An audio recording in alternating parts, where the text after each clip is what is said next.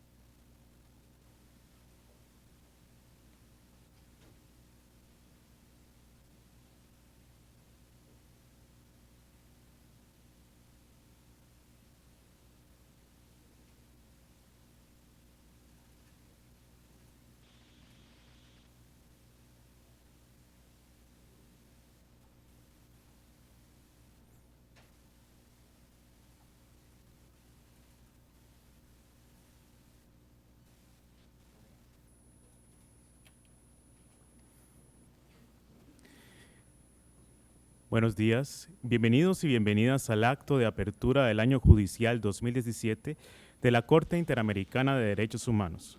Nos acompañan en la mesa principal el presidente de la República de Costa Rica, señor Luis Guillermo Solís Rivera, el presidente de la Corte Interamericana de Derechos Humanos, juez Roberto F. Caldas, la presidenta de la Corte Suprema de Justicia de Costa Rica, señora Zarela Villanueva Monge, el ministro de Relaciones Exteriores, señor Manuel González, y el vicepresidente de la Corte Interamericana, juez Eduardo Ferrer MacGregor Poisot. Además, contamos con la presencia del juez Eduardo Biogrossi, el juez Humberto Antonio Sierra Porto, de la jueza Elizabeth Odio Benito, del juez Eugenio Raúl Zaffaroni y del juez Leoncio Patricio Pazmiño Freire. Además, es un honor para mí saludar a los miembros del cuerpo diplomático acreditado en Costa Rica y a los representantes de organismos internacionales, invitados especiales, señoras y señores. A continuación, les agradecemos ponernos de pie para entonar el himno nacional de Costa Rica.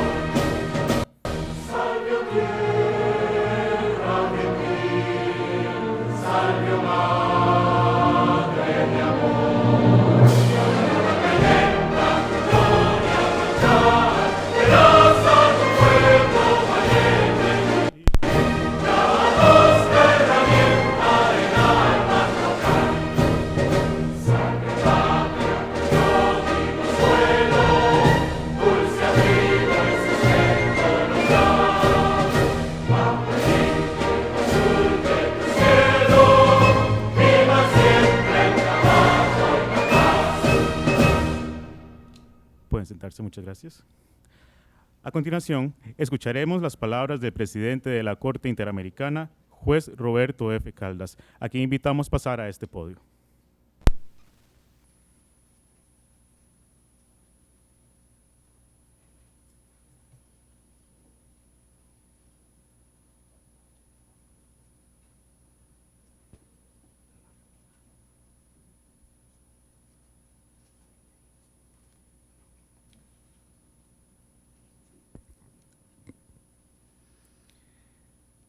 Muy buenos días, señoras, señores. Excelentíssimo Senhor Presidente de la República de Costa Rica, Luis Guillermo Solís, muy bienvenido una vez más. Honorable Senhora Sarela Villanueva, Presidenta de la Corte Suprema de Justicia de Costa Rica.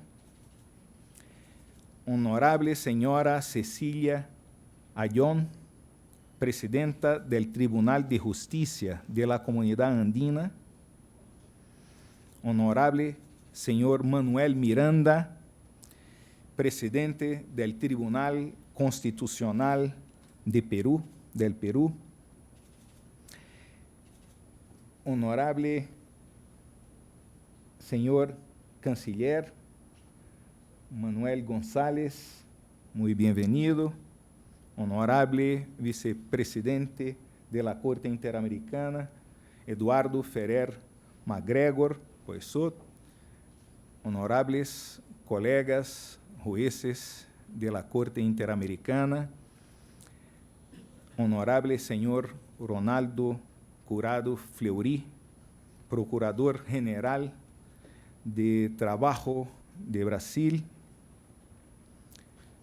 honorables autoridades, Defensora Pública de Costa Rica, del Instituto Interamericano de Derechos Humanos, ex-jueces, magistrados, abogados, procuradores, fiscales, facilitadores judiciales, muy bienvenidos, senhores e senhoras, embajadores e embajadoras, miembros de la comunidad internacional, senhoras e senhores de las organizaciones no gubernamentales que hacen viva la defensa de las víctimas en esta Corte Interamericana, senhoras e senhores representantes de las universidades, funcionárias e funcionários de tanto valor de la Corte Interamericana de Derechos Humanos, senhoras e senhores, muy bienvenidas e bienvenidos. Quisiera agradecerles a todas y todos los presentes el día de hoy en el acto de apertura del año judicial 2017. Ese es el segundo año en que se realiza. El año pasado tuvimos la oportunidad de inaugurar la práctica con la presencia del señor Presidente de la República, que tan honorablemente hospeda esa nuestra acogedora sede de la Corte Interamericana. Y también a la señora Presidenta de la Corte Suprema de Justicia y ministros de Estado aquí presentes en aquel momento. Realizamos, ano passado, um seminário intitulado Seminário Internacional San José de Costa Rica, capital de los Derechos Humanos, para el cual vinieron más de 600 personas, participantes e outros miles que acompanharam via internet. Este ano não tivemos a oportunidade de realizar, dadas as circunstâncias financeiras que tem todo o sistema interamericano passado. Me gostaria começar estas palavras com um breve resumo do trabalho da Corte Interamericana durante o 2016, que foi particularmente complexo e lleno de retos, tanto para este tribunal como para a difícil situação de los derechos humanos en la región y en el mundo. Por lo que, luego de esta breve descripción de nuestras labores de 2016, me referiré a los principales desafíos institucionales por los que atraviesa la Corte, nuestra región y el mundo en materia de derechos humanos. Finalmente, mostraré rápidamente as perspectivas para o desarrollo de nosso trabalho en este nuevo año judicial 2017. La Corte inició el año pasado con una nueva composición y directiva, presentadas públicamente en la apertura del año judicial. De esta manera pudimos contar nuevamente con la presencia marcante del juez Eduardo Villagrossi, así como gracias a su reelección y a la gran experiencia también y conocimiento de los nuevos jueces, en primer lugar la jueza costarricense Elizabeth Odio Benito, y a los jueces Raúl Zaffaroni y Patricio Pazmiño. A inicio del año pasado también asumí el reto de ser presidente ao lado de mi querido colega vicepresidente Eduardo Ferrer Magregor, con una presidencia pasada por el juez colombiano Humberto Sierra Porto. A pesar de haber sido un año de grandes desafíos para la jurisdicción interamericana, com um contexto financeiro complejo e com um plano de austeridade para poder continuar trabalhando adequadamente, seguimos celebrando o mesmo número de sessões colegiadas del tribunal. A Corte emitiu 21 sentencias e realizou um grande esforço para reduzir o período de duração de los casos que se encontram ante su jurisdicción, pues el plazo razonable es una garantía fundamental en la administración de justicia. De esta manera, el promedio de duración en el año pasado fue de 20 meses, un promedio menor en consideración con los 22 meses de 2015 y 24 de 2014. Evidentemente, eso contó con un esfuerzo hercúleo de los magistrados, de los jueces y jueza y de la Secretaría de la Corte. Estas sentencias permitieron desarrollar importantes jurisprudencia que abordó temáticas inovadoras en materia de derechos humanos y que hoy forman parte del patrimonio jurídico interamericano. La esclavitud contemporánea y la trata de personas, problema que aqueja de la manera cruenta nuestra sociedade, foi motivo de um pronunciamento da Corte que permitiu desarrollar por la primeira vez estes conceitos e dotar de contenido a las obrigações internacionais de los estados al respecto. Asimismo, el tribunal desarrolló el consentimiento informado en la práctica médica de esterilizaciones de mujeres como una condición indispensable basada en el respeto a la autonomía y libertad de ellas. Reafirmamos nuestra jurisprudencia sobre la importancia de una adecuada perspectiva de género en cualquier materia que impacte los derechos de las mujeres. La discriminación a las parejas del mismo sexo en cuanto a uniones patrimoniales fue otro importante tema desarrollado. En ese sentido, reiteramos nuestra posición de que ninguna norma, acto o práctica pueden disminuir o restringir de modo alguno los derechos de una persona a partir de su orientación sexual. A estos pronunciamientos se unieron otras temáticas ya desarrolladas por el tribunal, tales como las garantías procesales, el desplazamiento forzado, las desapariciones forzadas y los derechos de los pueblos indígenas, entre otros.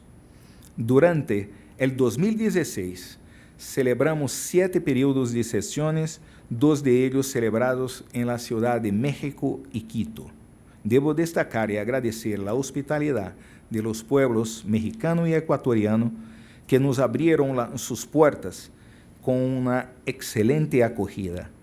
La gran convocatoria y a las audiencias públicas que miles de personas que acuden para presenciar el trabajo de la Corte denota un interés constante en los derechos humanos. Así nos ayuda a reafirmar nuestro compromiso en su defensa y promoción.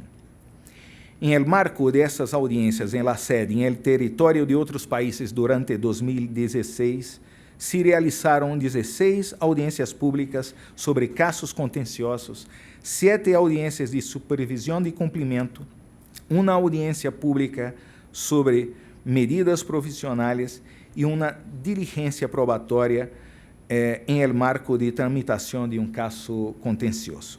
Também este ano, por primeira vez, se realizou uma diligência in situ em el marco de supervisão de la implementação de las medidas provisionales em Brasil, que permitiu o traslado de uma delegação da Corte para presenciar de maneira directa las condições de las personas privadas de libertad en el complejo penitenciario Pedrinhas. Si bien yo no participo del conocimiento de estas medidas provisionales por ser brasileño, devo destacar las terribles condições que observaram mis colegas en este centro penitenciario y que son parte de un problema estrutural muy grave en nuestra región, que es el tratamiento de las personas privadas de libertad.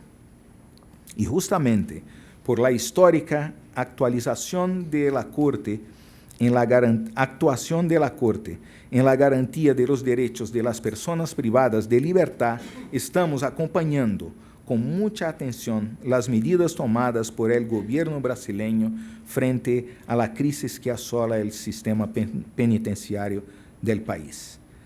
Solamente en enero de este año, más de 200 personas fueron asesinadas en las cárceles brasileñas en disputas territoriales de bandas rivales.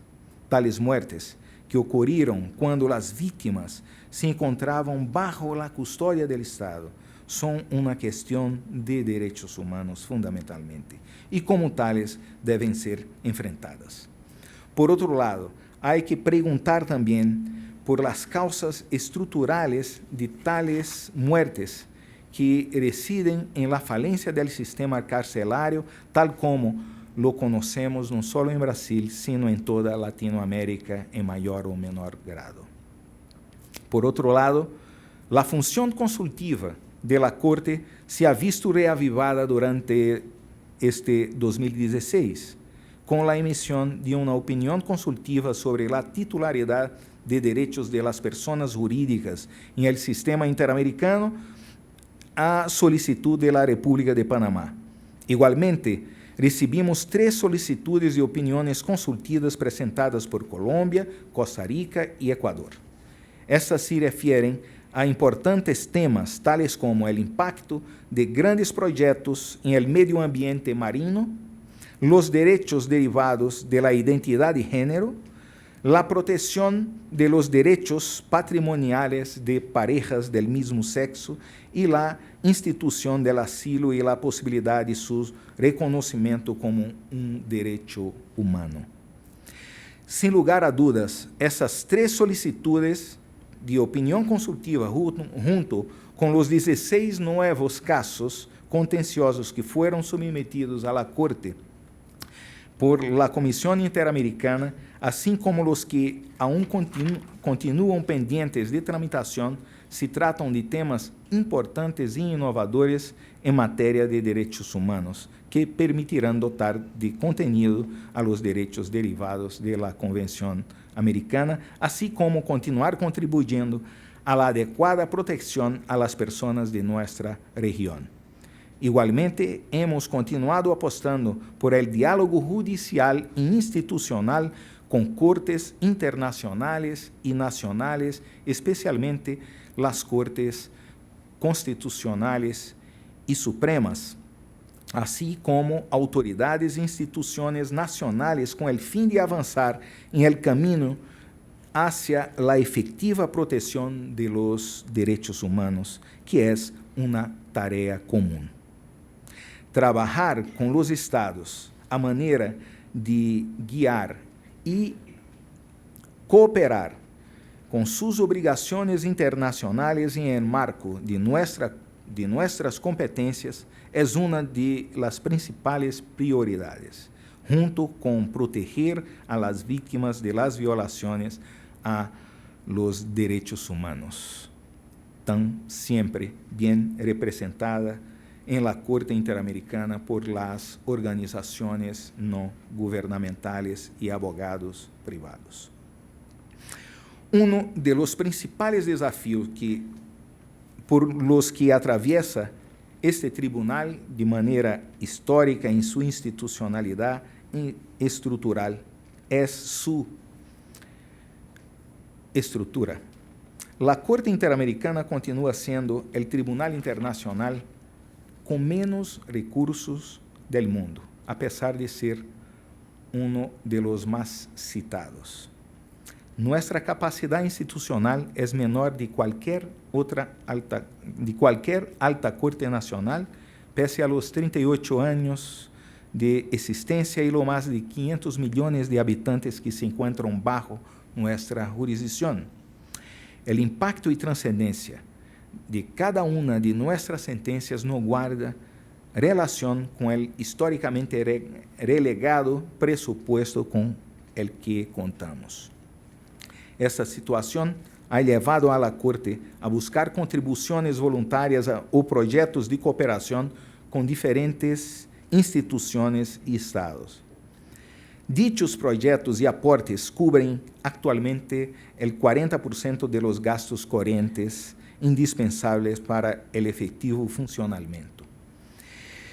Es decir, cubren casi la mitad del financiamiento de las actividades de la Corte. Si bien estamos sumamente agradecidos a quienes nos brindan con su apoyo financiero debido a la naturaleza extraordinaria y no permanente de esas contribuciones, la Corte se ve sujeta a depender de manera peligrosa de fuentes predecibles de financiamiento. Debo resaltar que el año 2016 fue un año, como ya dijo, muy complejo desde este punto de vista.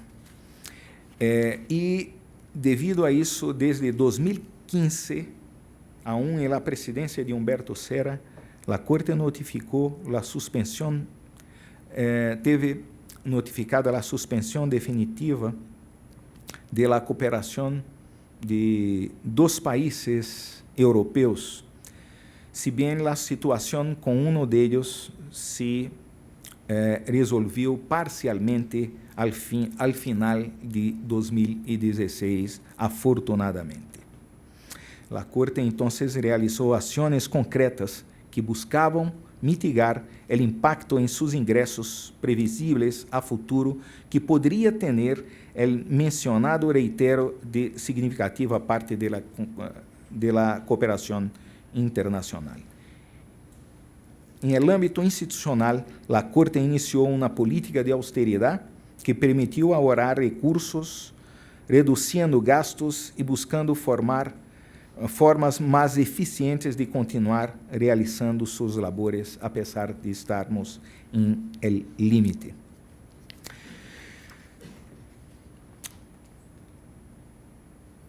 Las limitaciones institucionales de nuestra Corte son claras. Aún continuamos siendo una Corte sin suficiente estructura que nos permita llegar de manera más eficiente a las personas de las Américas.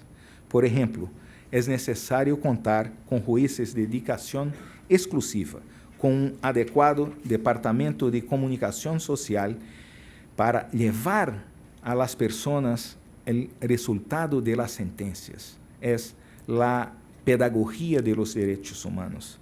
Y también con una adecuada carrera judicial del personal de la Secretaría.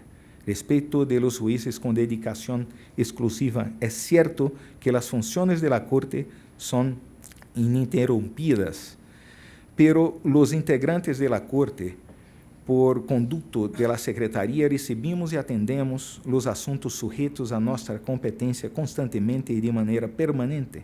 Sin embargo, lo que no es permanente es la posibilidad de esa dedicación diaria de los jueces por no haber una correspondencia financiera que los garantice y la reunión colegiada de los integrantes del tribunal, quienes se reúnen en promedio entre periodos ordinarios y extraordinarios de sesiones 11 semanas al año.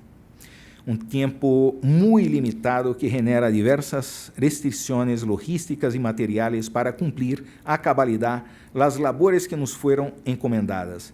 E não se podem receber outras importantes missões de casos mais atuais e ampliar sua jurisprudência. Hoje, quisiera hacer uma invitação a los Estados-miembros de la Convención Americana a transformar esta situação de maneira tal que los jueces seamos de dedicação exclusiva a nossas labores em el tribunal e atender, assim também de maneira exclusiva, a los assuntos de la Corte. Esta situação é a mais sana e seria uma medida necessária e imediata para fortalecer a Corte Interamericana. Hoje nos encontramos en esta austera sala de audiencias de la Corte Interamericana, donde comparecem exatamente acá las víctimas de algunas de las más graves violaciones a los derechos humanos en la región. En esa sala, personas comunes se enfrentam a estados para encontrar justicia internacional, de manera tal que la sola existencia de la Corte es símbolo del compromiso de los estados en la existencia de límites concretos a sus actuaciones en función de la dignidad de la persona humana. El orden jurídico internacional fue creado con la lógica de las fronteras no existen al momento de brindar protección a las personas en sus derechos más básicos. La propia existencia del Sistema Interamericano de Protección de los Derechos Humanos es la muestra de lo que el Papa Francisco ha denominado como la tendencia de concebir al planeta como la patria y la humanidad como un pueblo que habita una casa común. Este pensamiento supone respuestas globales a problemáticas locales utilizando una perspectiva integral. La realidad y el contexto actual nos imponen una ruta común que debemos atravesar como sociedades democráticas dispuestas a enfrentar los desafíos en áreas de una mejor situación jurídica, política y social de nuestros pueblos. Los derechos y libertades de las personas migrantes constituyen hoy en día uno de los retos principales en materias de derechos humanos. Muitos de nossos habitantes migram com a ideia de encontrar um melhor trabalho ou uma vida melhor ou mais segura. Alguns se mudam voluntariamente para viver e trabalhar ou para reunificar suas famílias. Outros são forçados a migrar como resultado da pobreza, a discriminação, a violência, o conflito, a crise política. Todavia, muitos de los estados atravessam explotação, violência e violações a seus direitos humanos em la búsqueda por melhores condições de vida. Los desastres naturales e a violência são, al dia de hoje, a principal causa de este fenômeno complexo que involucra a dos ou mais estados. Isto hace que as necessidades e requerimentos de protecção puedan variar ampliamente. Em diferentes latitudes, o conflito armado e a violência traem consigo a necessidade de buscar maneiras de romper com os muros imaginários e reais, que são impuestos por la falta de compreensão de la verdadeira função del Estado, de la comunidade internacional e la democracia, que é o desarrollo integral de la persona. Los derechos humanos existem para eliminar estos muros e para dar cobijo, proteção e refúgio a las personas, niños e niñas migrantes que se enfrentam a situações inimagináveis de precariedade, violência, pobreza e exclusão. La Corte Interamericana, conforme el marco de sus funciones, ha venido contribuyendo a delimitar las obligaciones de los estados en el marco de sus compromisos internacionales. Un buen ejemplo este año foi exatamente o Estado de Colômbia. Su presidente é o ganador do Prêmio Nobel de la Paz, exatamente enfrentando esta violência, este conflito. Então, temos a possibilidade de afirmar a paz em contra a guerra. Hoje, mais que nunca, devemos ser conscientes de que estas obrigações destas obrigações e compromissos, os estados da região devemos estar unidos, porque juntos forjamos espaço onde nossos cidadãos podem ver seus direitos protegidos e ser livres de todo temor e desolação, porque, tal como señala a própria Declaração Americana, os direitos não hacen del hecho de ser nacional de determinado Estado, sino que tiene como fundamento os atributos de la persona humana. E sobre a democracia, finalmente, os problemas derivados de la migração, al igual que muitos outros, são produtos de outros problemas mais estruturais que têm que ver com a institucionalidade democrática e a fortaleza do Estado de Direito. Hoje, nosso sistema atravessa por drástico processo de regressão de los direitos humanos devido ao uso de diversos recursos jurídicos como ferramentas de manipulação de los conflitos políticos e econômicos, tanto a nível nacional como internacional. Portanto, vivimos em mundo em donde se impõe urgente necessidade de reafirmar a relação intrínseca entre democracia e direitos humanos. Es decir, não se pode falar de democracia, de governo del pueblo e para el pueblo, quando há uma violação explícita de los direitos garantizados por la Constituição e por los tratados internacionais. Hoje em dia, contamos com uma vasta jurisprudência em matéria de democracia e direitos políticos, que inclui a Convenção Americana sobre Direitos Humanos e a Carta Democrática Interamericana, assim como outros instrumentos que demonstram o consenso em torno ao papel crucial de la democracia em la garantia e promoção de los direitos humanos.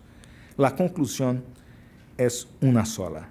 Los procedimentos democráticos, a través de la eleição popular, são a única forma legítima de se chegar ao poder, e eles são a garantia de que, al final, é o pueblo quem tem controle de sua própria vida política. Por outro lado, é importante também destacar que não se pode falar de democracia plena quando os recursos materiais indispensáveis à vida humana estão concentrados em manos de tão poucos, mientras que a maioria da população mundial vive em condições de extrema miséria. Em 2016, nos foi revelada uma situação muito dura. Apenas 8 homens têm a mesma riqueza que a metade da população mundial, mientras os níveis de desigualdade social crescem por todas as partes do mundo, e isto impacta diretamente os direitos humanos. A violência é causa direta destes níveis graves de desigualdade. Frente a essa situação, temos que ter em conta a relação que existe também entre democracia e igualdade. Como lo mencionei antes, hoje estamos vivendo momento em que necessitamos urgentemente a ação humana, social e institucional para construir puentes que nos levam a espaço de dignidade, respeito e democracia. Desde a Corte Interamericana, trabalhamos nesta construção e esperamos, asimismo, ser parte de gran movimento global que reafirme o papel transformador de los direitos e sua função garantizadora de la democracia. Iniciamos este 2017 com renovadas energias e prestos a continuar laborando em aras de los pueblos de América. Por supuesto, a Corte tendrá que continuar buscando maiores e mais adequados recursos para poder continuar seu trabalho. O desafio continua. Continuaremos com a política de austeridade e buscaremos mais eficiência, pero não podemos continuar sem buscar melhorar essas condições.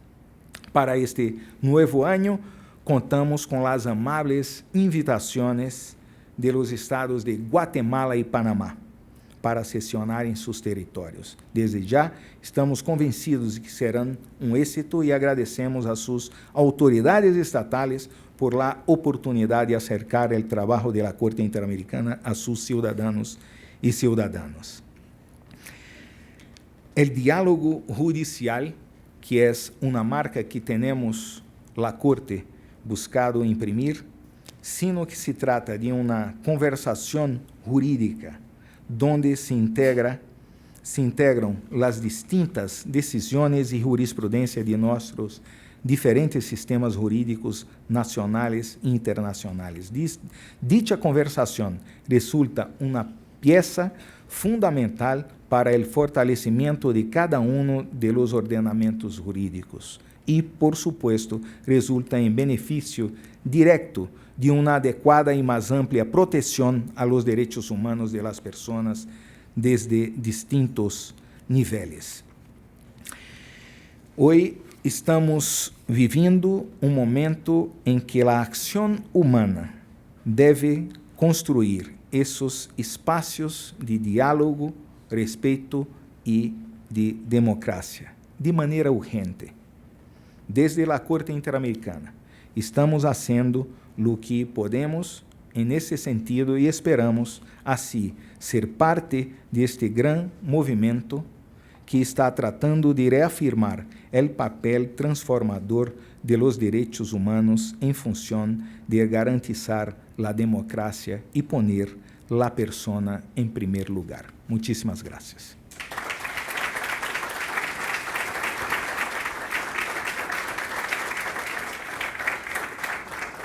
Assim declaramos abierto el año judicial 2017.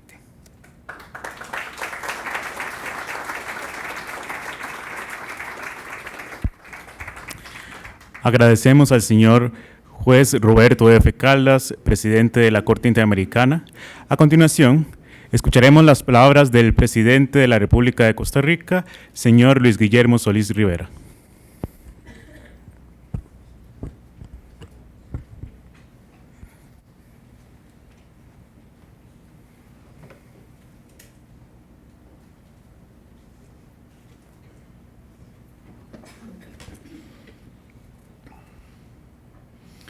Muy buenos días para todas y todos.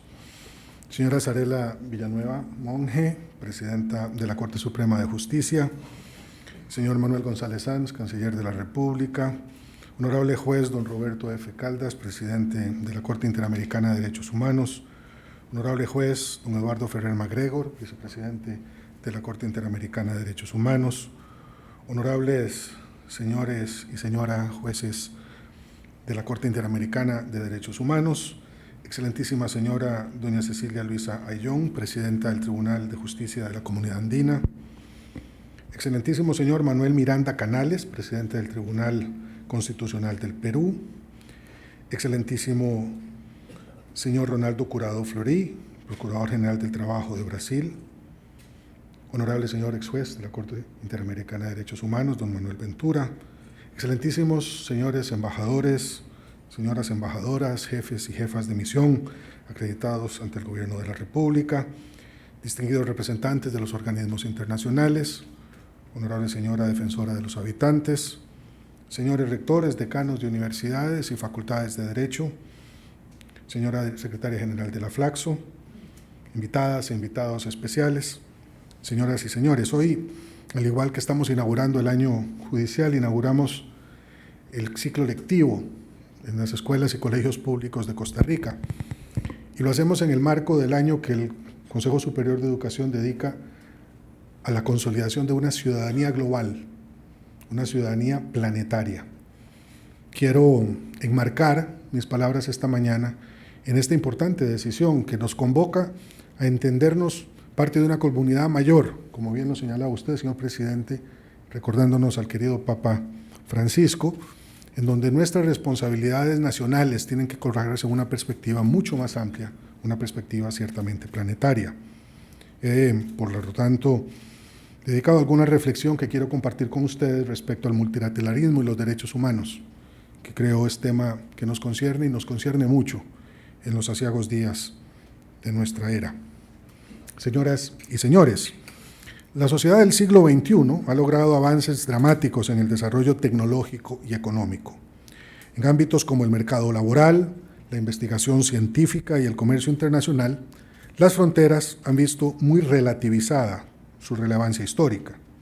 Hoy en día, adolescentes de Vietnam y Barbados pueden interactuar con sus pares de Letonia, Turquía o Chile por medio de plataformas virtuales de comunicación y redes sociales.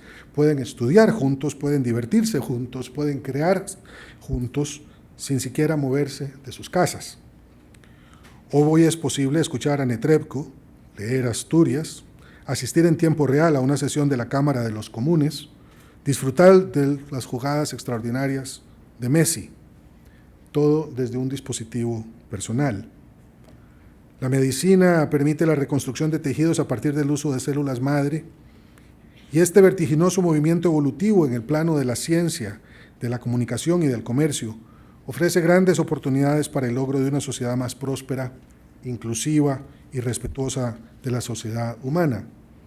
Pese a ello, la realidad es que persisten y en algunos casos tienden a fortalecerse retos de gran magnitud que recuerdan más al siglo que pasó que el siglo venidero. Desafíos que ponen en riesgo las bases mismas del sistema global, la existencia misma del planeta que habitamos.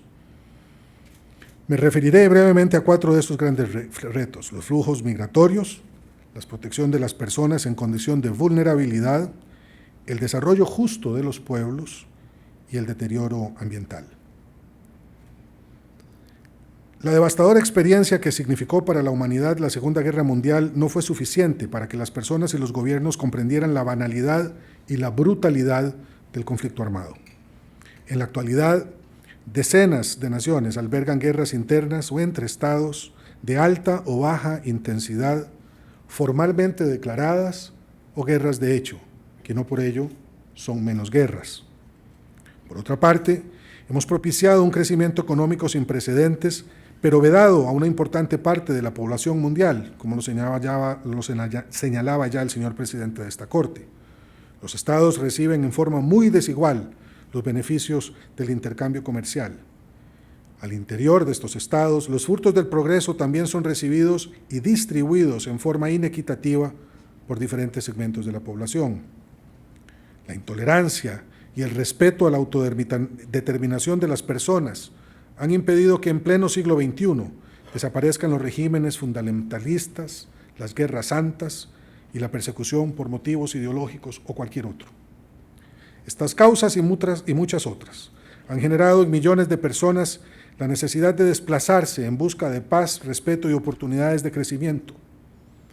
Los flujos migratorios son como grandes ríos de seres humanos en busca de aquello de lo que carecen en sus países de origen o de que les ha sido negado, pese a ser sus derechos inalienables.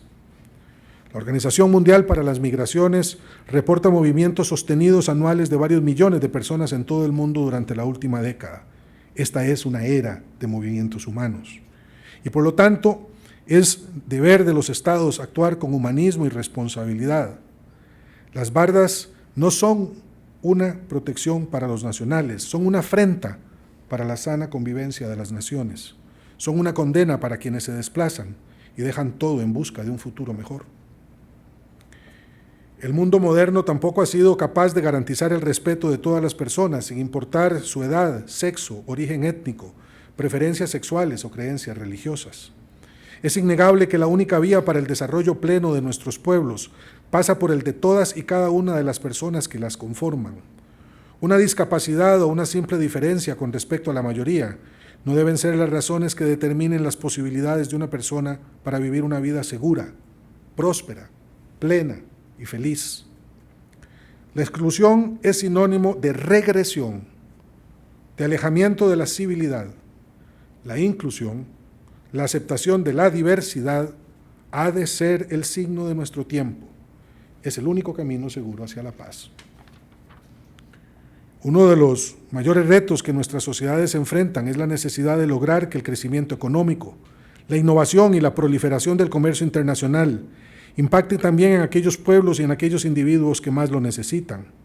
Los avances de la ciencia, así como las oportunidades que genera la economía global, deben necesariamente beneficiar al mayor número, de todas las condiciones sociales, en todos los contextos geográficos. Más que nunca, sabemos que no es posible el desarrollo mientras persista la pobreza extrema, mientras las oportunidades de acceso a la salud, la educación, el emprendimiento, el arte, la cultura, el disfrute de la vida no sean iguales para todas las personas. Es un deber ineludible de los estados y de la comunidad internacional organizada hacer uso de sus mejores esfuerzos para contribuir a la expansión de esa prosperidad y a lo que podría denominarse, sin lugar a dudas, la democratización del bien común. Un cuarto desafío que no quisiera dejar de mencionar es el de la humanidad, que la humanidad ha generado a partir de un inadecuado manejo de sus recursos naturales. Los estados, especialmente aquellos dotados de aparatos productivos altamente desarrollados, han sido en ocasiones poco responsables en el manejo del ambiente. También lo han sido los de menor desarrollo, pues en esta materia no hay exclusiones. Hemos provocado la desaparición de muchas especies de flora y fauna en diversas partes del mundo. Hemos alterado ecosistemas, hemos propiciado la desertificación, la contaminación de las fuentes de agua, la erosión de los territorios de todo el mundo. Hemos puesto en riesgo la vida del océano por el vertido de plásticos, y esto no pasa de ser unos pocos ejemplos.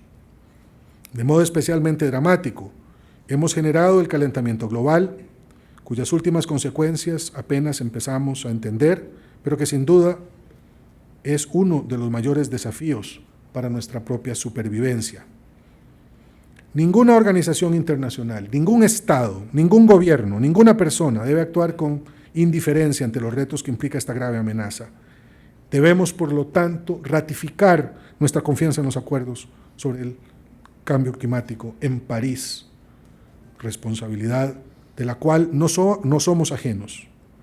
Las causas son sin duda globales, como globales también deben ser las soluciones y esfuerzos por detener y revertir el cambio climático.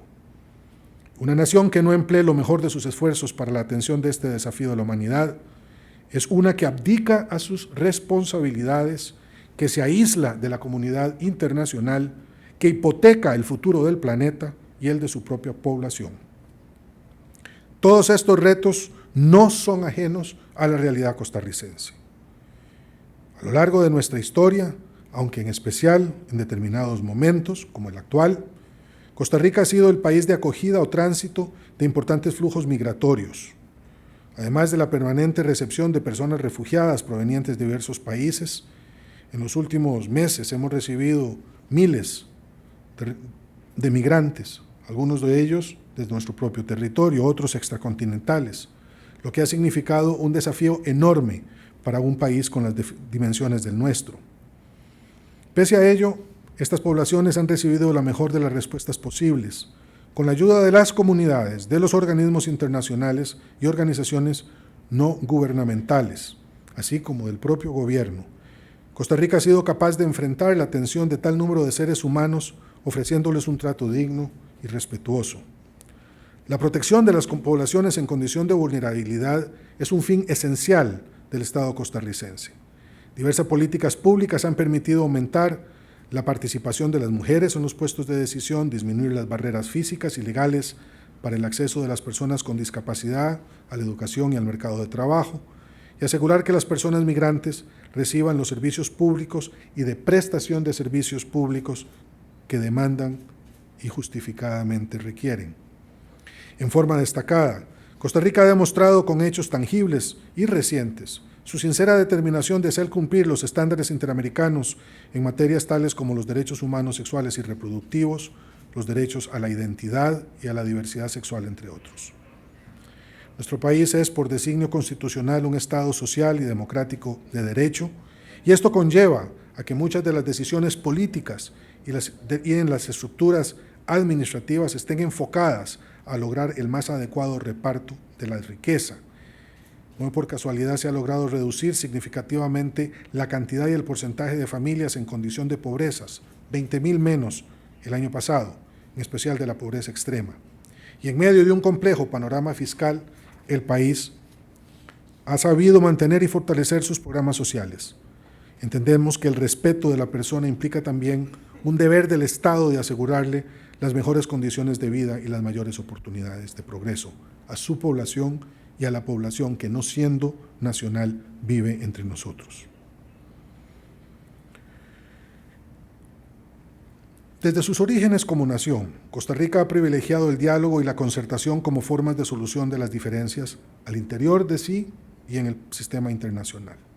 Como país que ha tomado la decisión soberana de disolver y proscribir el ejército como institución permanente, el multilateralismo constituye su vía natural de conducción ante la comunidad internacional.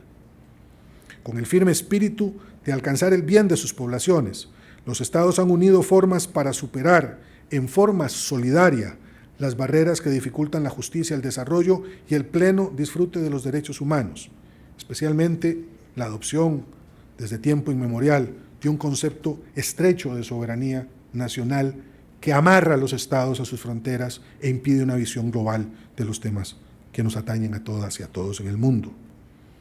El multilateralismo tiene como uno de sus fundamentos el diálogo. Este constituye el mecanismo óptimo para el acercamiento de las voluntades, para la unión de los esfuerzos, para la resolución de controversias. Es el mejor camino para superar los problemas comunes que nos aquejan como parte de una comunidad que supera en mucho nuestras propias fronteras. La historia reciente nos muestra el poder indiscutible del diálogo como vía para la búsqueda del bienestar general. Un claro ejemplo lo constituyen las acciones adoptadas por consenso en el año 2000 durante la Cumbre del Milenio en Naciones Unidas, donde los estados acordaron metas y objetivos comunes en plazos determinados y a partir de allí ejercicios reiterados, como los acuerdos de paz en Centroamérica, los acuerdos de París en el 2015 y más recientemente la adopción de la Agenda de Desarrollo Sostenible al 2030. El sano ejercicio del diálogo en las relaciones internacionales genera la sumatoria de las capacidades nacionales, nos hace más fuertes al estar juntos y no separados, y nos permite acercarnos más a la solución de los grandes riesgos globales.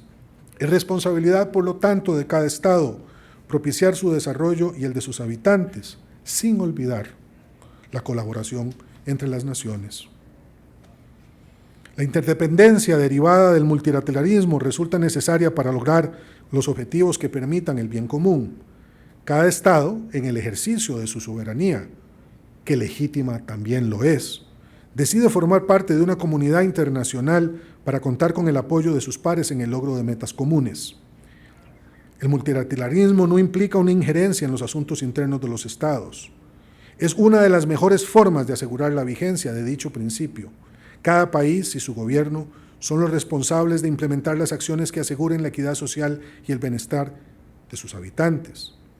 Pero sí es importante el multilateralismo para evitar los abusos de poder. Esto también constituye una parte esencial de la cooperación internacional y su norte está en la búsqueda del fortalecimiento democrático de los Estados y de sus relaciones internacionales. La Carta de Naciones Unidas, la Carta de la Organización de los Estados Americanos y la Carta Democrática Interamericana ilustran el interés en fortalecer la paz y la cooperación internacionales en absoluto respeto de la independencia y la libre determinación de los Estados. En ejercicio de su soberanía, los Estados, al reconocer los derechos de las personas, adquieren compromisos y deberes para garantizar el respeto de la dignidad humana, y al hacerlo, se autorregulan y se autocontienen. La universalidad de los derechos humanos es la afirmación de la titularidad que cada persona tiene de las condiciones básicas para su desarrollo digno. El deber de protección y garantía de estos derechos lo es de todos los estados, puesto que son inherentes a la condición humana. La protección de los derechos humanos trasciende las fronteras estatales, la universalidad de los derechos exige su cumplimiento más allá de cualquier territorio y sistema político. Es por ello que la existencia de instituciones fuertes y consolidadas para su tutela, como esta Corte, resulta esencial tanto en el ámbito interno como en el internacional. Con el objetivo claro de promover la protección internacional de los derechos humanos de manera complementaria a la ofrecida por el derecho interno de los estados del continente americano, en 1969, la Organización de Estados Americanos convino la creación de una jurisdicción especializada en la tutela del catálogo de derechos reconocidos en la Convención Americana o Pacto de San José. Desde su creación, la Corte ha generado una vasta y diversa doctrina jurisprudencial, la cual ha incidido de una gran cantidad de aspectos de la vida de las americanas y los americanos. De modo particular, quiero referirme solamente de forma breve a algunos ámbitos de gran impacto social en los cuales la intervención del tribunal, de este alto tribunal, ha sido determinante, como lo son la defensa del orden democrático, la búsqueda de la paz, el impulso al progreso social y la garantía de la dignidad humana. La Corte Interamericana ha tenido el rol fundamental de interpretar y aplicar el Pacto de San José. Al hacerlo, ha contribuido significativamente al cumplimiento de una de las condiciones esenciales de todo sistema democrático, cual es la tutela de los derechos de las personas. En sus más de 3 décadas de funcionamiento, la Corte Interamericana ha desarrollado diversos estándares convencionales de impacto inmediato en los sistemas políticos y esenciales para garantizar la prevalencia del orden democrático. Con la diversificación de su espectro jurisprudencial, coincidente con el regreso a la democracia de la mayoría de los estados parte, la Corte ha tenido oportunidad de tutelar derechos como la paz, la representación política, la equidad y la estabilidad de la institucionalidad estatal. Mediante la interpretación y aplicación del Corpus Juris Interamericano, la Honorable Corte ha dado un aporte significativo al logro y sostenimiento de la paz en la región. Su jurisprudencia, vehemente en cuanto al respeto del orden democrático y la garantía de los derechos humanos, ha favorecido una cultura de paz. La paz no debe apreciarse únicamente, lo sabemos bien y se repite mucho, como la ausencia de conflictos, sino que abarca la necesidad de asegurar el goce pleno de los derechos de las personas. La violación de tales prerrogativas por parte del Estado es en sí un acto de violencia pública. A través de la construcción jurisprudencial, la Corte Interamericana de Derechos Humanos ha promovido la paz en nuestros estados al garantizar derechos humanos como inclusión, la verdad, la vida, la libertad personal, la autodeterminación, la libertad de expresión, la integridad personal y el acceso a la información. La tutela realizada por la Corte no se circunscribe a los derechos civiles y políticos, sino también al resguardo del desarrollo económico, social y cultural de los estados parte del sistema de protección interamericano. Gracias al reconocimiento de una amplia gama de derechos económicos, sociales y culturales, recogidos en el Pacto de San José y en el Protocolo de San Salvador, así como en diversos instrumentos especializados, la Corte Interamericana ha elevado los derechos prestacionales a la misma categoría de justiciabilidad de las libertades públicas. La condena de los abusos de poder y la discriminación en todas sus formas, la obligación del Estado de propiciar ambientes que permitan a la persona atender sus necesidades esenciales, la prestación adecuada de los servicios de salud, el acceso a la educación, la protección de grupos en condición de vulnerabilidad, entre otros, son buenos ejemplos de los avances que ha propiciado esta Corte en favor del desarrollo social de nuestro continente. Sin embargo, no podríamos dejar de mencionar la encomiable labor de garantía del orden democrático, de salvaguarda de la paz y la promoción del bienestar colectivo que la Corte ha venido desarrollando a lo largo de los años. Haciendo uso de un moderado y razonable activismo, la Corte Interamericana, mediante la imposición de reparaciones de no repetición y de rehabilitación, ha obligado a los estados a adoptar medidas efectivas para la recomposición del tejido social dañado por la transgresión ocurrida y ha reconocido que, por mucho, La parte más importante de los procesos que conoce lo constituyen las víctimas de la arbitrariedad oficial. En ese tanto, acompaño la solicitud del señor presidente a los estados para que hagamos un esfuerzo mayor en el financiamiento de esta institución, sin la cual América Latina habría corrido un destino muy distinto al que hoy tiene. Es largo el camino que resta para lograr el aseguramiento pleno de los derechos de los habitantes de nuestra región. No obstante, la existencia de la Corte Interamericana de Derechos Humanos garantiza, pese a muchos de los retos que todavía nos desvelan, un camino directo hacia la más plena garantía de la persona humana en el continente americano. El Estado de Costa Rica se honra en ser la sede de esta extraordinaria institución y se compromete a velar sin descanso por el pleno acatamiento de las obligaciones convencionales, el acatamiento de las resoluciones interamericanas, así como por el fortalecimiento de la Corte de cara al futuro. Como presidente de la República, considero un gran privilegio participar en la apertura de este año judicial de la Corte Interamericana de Derechos Humanos. Saludo a los honorables jueces, a la honorable jueza y a los honorables señores y a todos estos honorables señores y señoras en la persona de su presidente, don Roberto Caldas. Y les aseguro un provecho año de trabajo en favor de la justicia, la paz y la tutela de quienes habitamos el continente de Bolívar y Lincoln, de Freire y Caupolicán. Y como es usual, quisiera terminar una locución aquí en la Corte con remembrando a Jorge de Bravo, uno de nuestros poetas más citados, quien nos invitaba en su poesía intitulada Nocturno sin Patria a hacer un esfuerzo especial por borrar las fronteras y consolidar el multilateralismo y el humanismo como la única barrera que nos separe. Decía Jorge de Bravo: yo no quiero un cuchillo en las manos de la patria, ni un cuchillo, ni un rifle para nadie. La tierra es para todos como el aire. Me gustaría tener en manos enormes, violentas y salvajes, para arrancar fronteras una a una y dejar de fronteras solo el aire. Que nadie tenga tierra como tiene traje, que todos tengan tierra como tienen el aire. Muchas gracias.